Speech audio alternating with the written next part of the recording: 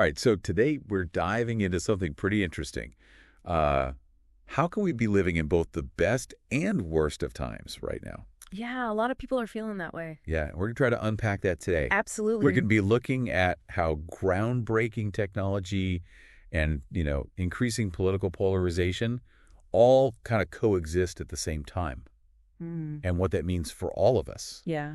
And how we can even begin to understand this kind of complex landscape we're living in. Right.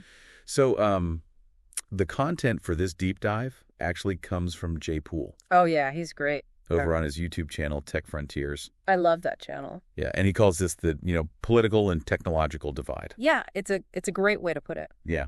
So let's maybe start with the worst of times feelings that are going around. Well, sure. Poole talks about how the political climate, especially for those in minority and progressive communities, feels really fraught right now.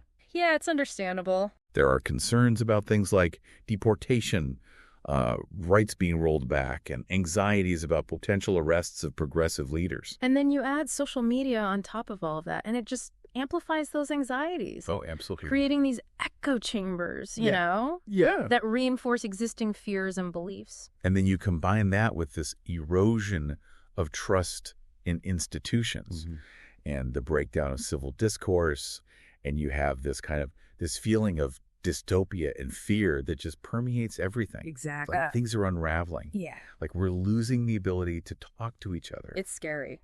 About really critical issues. Yeah. Like climate change, healthcare, economic inequality. And that's what Poole points to. Yeah. Like the danger is that we're becoming paralyzed. Yeah. That this polarization is preventing progress. Yeah. On these crucial issues that affect everyone, not just specific groups. It's a collective challenge that we have to address. Exactly. But here's the thing. That's that. In the middle of all of this political turmoil, we're also seeing this wave of incredible technological advancements.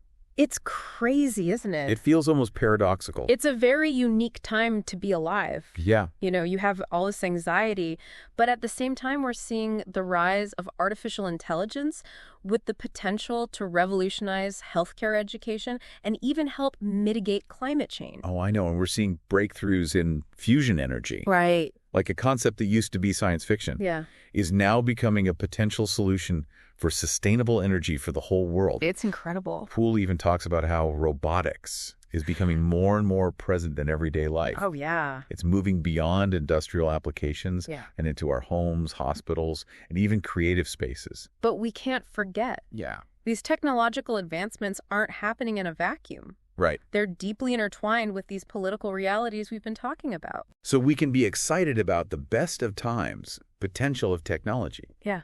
But we can't ignore the worst of times, political context that it's all developing in. Exactly. Like take AI, for example. Okay. It has the potential to address misinformation. Yeah. Promote fact-based discourse. For sure. But it could also be misused for surveillance and, deepen existing biases through algorithmic decision-making. Right.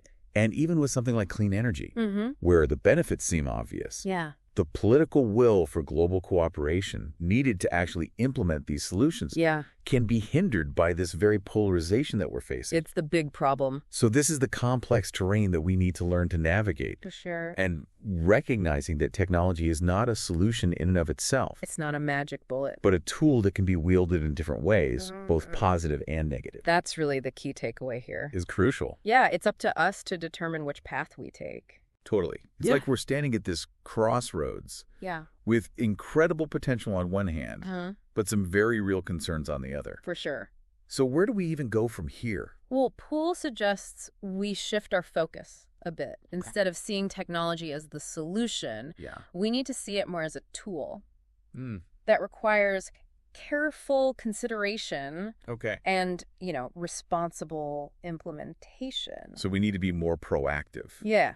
Exactly. Not just celebrating all the advancements, right, but asking tougher questions about how these technologies are going to be used, who's going to benefit, and what safeguards need to be in place. Exactly.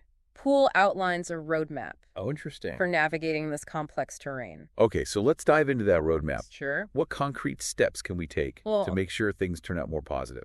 Poole highlights 4 key areas. Okay. The first is we need to foster inclusive innovation, Okay. making sure that technology is developed ethically and benefits all of society. Not just a select few. Exactly. So we're talking about things like algorithmic bias, accessibility, making sure that diverse voices are represented in the development process. Absolutely. It's about building a future where technology is a tool for social good, a way to bridge divides and create a more equitable world. So it's not just about creating new gadgets. Yeah. It's about making sure those innovations actually contribute to a better future for everyone. Exactly. What about the second area on the roadmap? Yeah, what's next? It's encouraging civic engagement.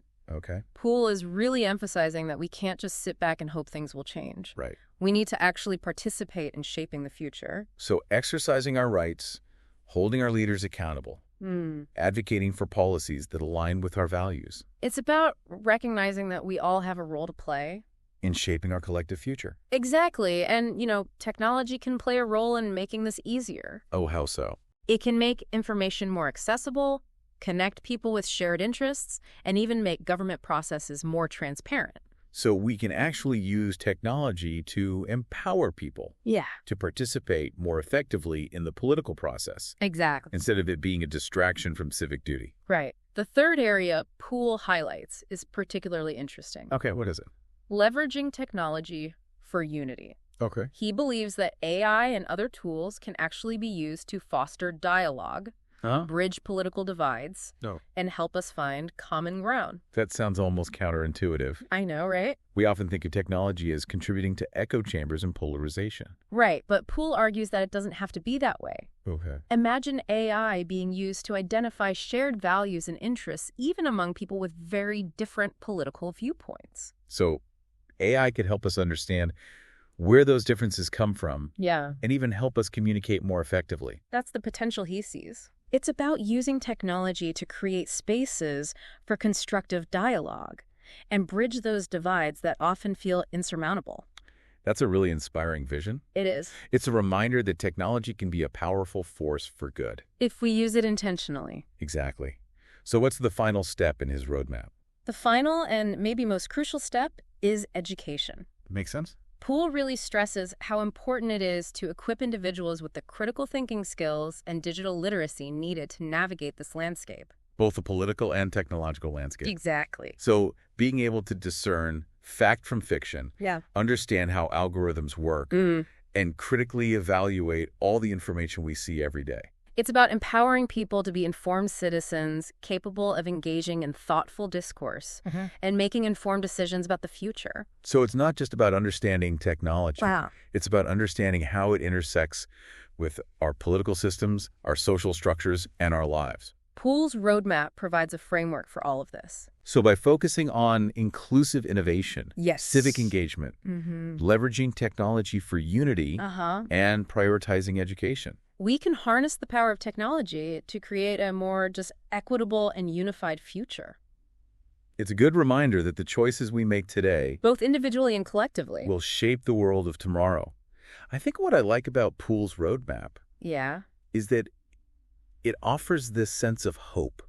Like we actually have more agency than we realize in shaping the future. It's about taking control. Both individually and collectively. Yeah. It reframes our relationship with technology instead of feeling like it's something happening to us. Right. Poole wants us to see ourselves as active participants in its development and deployment. So we can demand more from our leaders, from tech companies, and even from ourselves. We need to make sure technology actually serves humanity's best interests. I think Poole's insights are really valuable here. They challenge us to think beyond the hype cycle and quick fixes. Well, the shiny new gadgets. And really grapple with the deeper implications of these advancements. It's about the long game. Because at the end of the day, Yeah. technology is a reflection of our values, our choices, our aspirations. And that's actually really empowering. It is. Because it means we have the ability to influence the trajectory of all of this. Right. And make sure it aligns with the kind of future we actually want to see. So it's not about being afraid of technology or rejecting progress. It's about being mindful, engaged in shaping how these tools are used. Like who benefits from them? Right, fostering a culture of inclusive innovation, encouraging active civic participation. And leveraging technology to bring people together. Instead of driving them apart. And I think, most importantly, equipping ourselves and future generations. Yeah. With the knowledge and skills. Critical thinking skills. To navigate this landscape thoughtfully. It's about empowering people to make informed decisions. Poole's message is ultimately one of hope and possibility. I think so, too. It's a call to action. To step into our roles as informed citizens, thoughtful innovators. And responsible stewards of this technological age. We have the power to shape the future. The choices we make today will determine the world we inherit tomorrow. If we can embrace the potential of technology while staying aware of its pitfalls. We can navigate these so-called best and worst of times. And create a future worthy of that name. Big thank you to Jay Poole. Yeah, he's great. For these insightful perspectives on this really important topic. Yeah, sure. And to all of you listening out there. Yeah. Check out his work on his YouTube channel. Tech Frontiers. Keep exploring, keep questioning, and keep diving deep. Until next time. See ya.